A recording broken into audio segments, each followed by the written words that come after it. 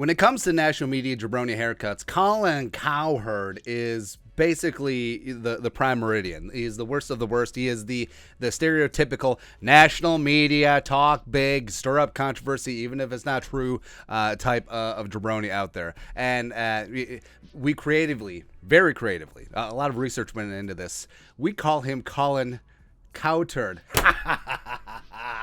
Got him.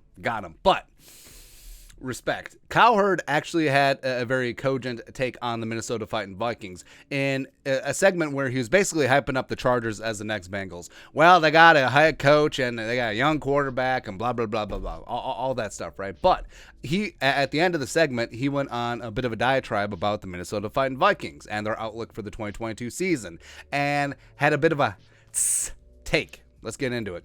This is what he said. I believe the team that will double their win total will be the Minnesota Vikings.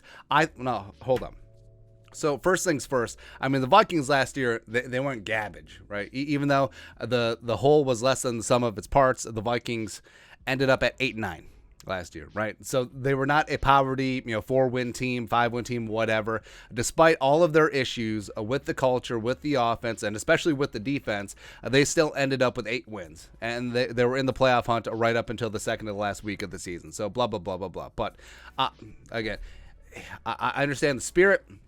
Numbers are just off. But here's what he said. I think the Minnesota Vikings, the coach Mike Zimmer, Kirk Cousins, had a really bad relationship. Now they bring in a McVay guy, Kevin O'Connell, who's supposed to be a taller version of McVay, which doesn't take much. So Kirk Cousins is going to probably have an elevated season. Green Bay does not have the weapons they had last year. They're bringing in rookie receivers and past their prime receivers. So I think Green Bay takes a big pullback and the Vikings take a big step up. So that's what he said about the Vikings. And I think that he's right. So obviously, the Vikings, 16-1, getting it done, as Cowherd says, doubling their win total. By the way, doesn't Cowherd have researchers? Like, doesn't he have a full staff of producers and associate producers and showrunners? Like, they can't look up, hey, Google, Vikings, wins, last Euro, Sendo. Right, so they can't, again, the Vikings... Unless Cowherd, this was completely off the cuff, and he just threw it in there because, again, it was a segment about the Chargers. And in the back of his mind, he's saying the Vikings last year had, 5, 6, 7 wins. Sure. Not even 7. It was like predicting a team to go 16-1. I mean, we'll take it. But I do like that Cowherd talked about the relationship between Zimmer and Cousins because they were never on the same page. They were from different sides of the ball. Zimmer never really bought into his quarterback except for Teddy. I was like, oh, yeah, we're watching film for the first time. It took you 4 years.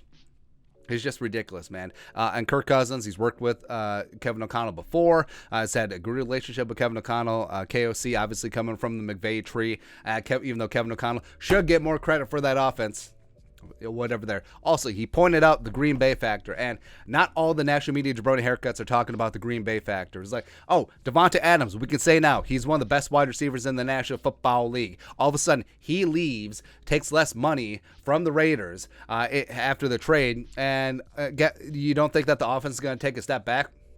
Got Christian Watson coming from NDSU Bison. By the way, I don't have a bias against the Bison. It just is what it is. Christian Watson is all of a sudden going to go from there, going to the big bad NFC North and just replace Davante Adams. Is that what they're going to do? Alan Lazard signed his RFA tender.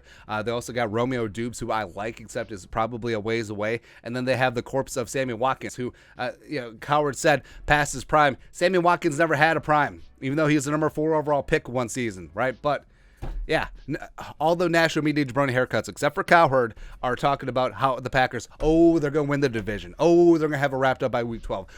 Can they repeat as number 1 seed in the NFC? Rodgers is going to be 3-time MVP. All that crap. It's just baloney. I mean, sure, they added some nice pieces on defense, congrats, but if they can't even get it out of their shadow in terms of points-wise, and also the interior offensive line took a major step back, and yes, Jenkins has come back from the ACL, and Bakhtiari should be good to go, but this offense is significantly worse than it was last year, primarily because of the loss of Davante Adams, and no one is talking about it. It's just ridiculous. It's just redonkulous, man, so we have to give some begrudging respect. Although, in my mind's eye, I like to think that Cowherd does think that the Vikings are going to go 16-1.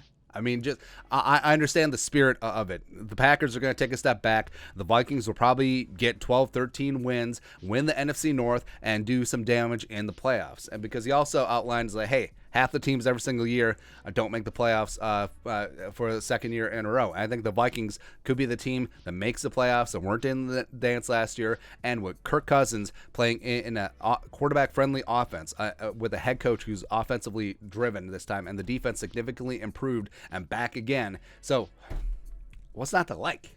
What's not to like, man? And Cowherd, your respect. It is what it is. He called a spade in this spot. So even though he's still Colin Cowherd, he was right on this one. There you go. Anyways, your thoughts on our thoughts on Cowherd's thoughts. Vikings 16-1? Question mark. Let us know in the comment section below. Subscribe for daily Vikings takes. Want to support the work? Put a little something in the Venmo. But until next time, Skol, production value.